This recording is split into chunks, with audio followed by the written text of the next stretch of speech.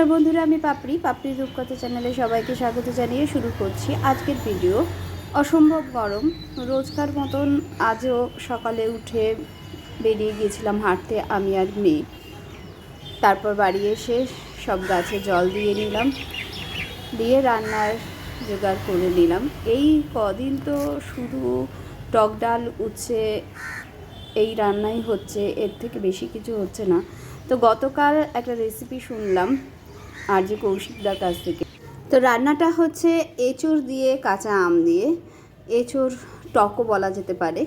তো এঁচোড় সেদ্ধ করে নিয়েছি, দুটো আম কুচি কুচি করে কেটে নিয়েছি, পেস্ট করে নিয়েছি, দুটো বড় পেঁয়াজ, কড়াইয়ে সামান্যই তেল দিয়ে দিয়েছি, কারণ অসম্ভব গরম, তেল মশলা যত কম খাওয়া যায় তত ভালো। আর একঘেয়ে বা এই গরমে এঁচোড় চিংড়ি এগুলো আমি খাওয়ার থেকে এই থেতো করে নিয়েছি। এঁচোড়ের এই রেসিপিটা খুবই ভালো লাগবে আমার মনে হয়। তো গোটা গরম মশলা দিয়ে দিয়েছি সামান্য পরিমাণে জিরে, দিয়ে দিয়েছি গোটা জিরে ফোড়ন সামান্য পরিমাণে।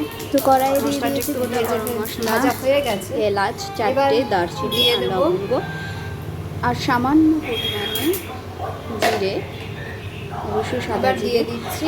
দিয়ে এবার মশলাটা ভাজা হয়ে গেলে দিয়ে দিচ্ছি পেঁয়াজ আর রসুন বাটা, দুটো বড় পেঁয়াজ দিয়েছি আর দিয়েছি 4-5 রসুন। কারণ এই গরমে যতটা পরিমাণে কম মশলাপাতি খাওয়া যায় ততই ভালো। দেখতে পাচ্ছেন আমি কত সামান্য পরিমাণে তেল নিয়েছি। পেঁয়াজটা লাল লাল করে ভাজা হয়ে গেছে, দেখতে পাচ্ছেন মশলাটা লাল হয়ে গেছে। এবার দিয়ে দিচ্ছি আদা বাটা, শুকনো লঙ্কার গুঁড়ো সামান্যই পরিমাণে, দিয়ে দিচ্ছি ধনে গুঁড়ো। যদি আপনারা কেউ বাড়িতে রান্নাটা করেন তাহলে জিরে গুঁড়ো দিতে পারেন, আমি জিরে গুঁড়ো একদমই ব্যবহার করছি না এখন। দিয়ে দিচ্ছি সামান্য পরিমাণে হলুদ। এবার মশলাটাকে আবারও ভালো করে কষিয়ে নেব।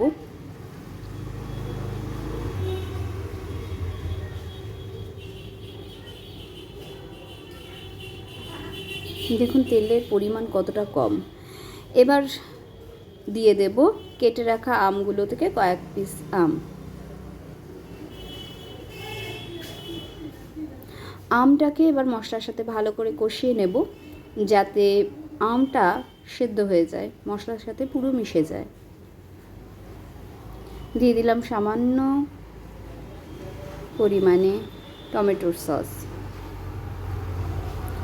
এইবার এটাকে ভালো করে কষিয়ে নিয়ে দিয়ে দিচ্ছি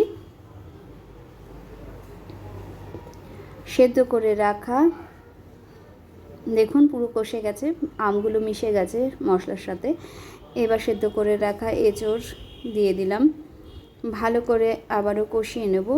এবার আমি যে দুটো আম কেটেছিলাম সেই আমের কিছুটা আমি আগে দিয়েছি মশলার সাথে, এবার বাকিটা আমি পেস্ট করে নিয়েছিলাম, সেটা এবার আবারও এঁচোড়ের সঙ্গে দিয়ে দিচ্ছি, আবার ভালো করে কষিয়ে নেব।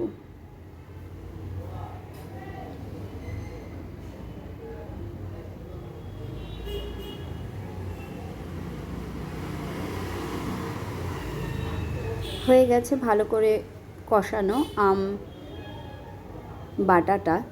এবার দিয়ে দেব পরিমাণ মতো জল।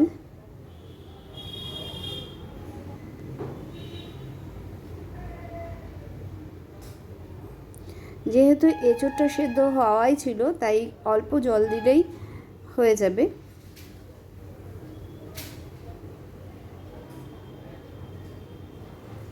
একটুক্ষণ ফুটতে দেবো। দিয়ে দিয়েছি লবণ পরিমাণ বুঝে, আর ঝাল যেহেতু কম খাই তাই লঙ্কাও আমি কমই দিয়েছি। এবার নামানোর আগে দিয়ে দিচ্ছি ঘি, আর দিচ্ছি একটু গরম মশলার গুঁড়ো।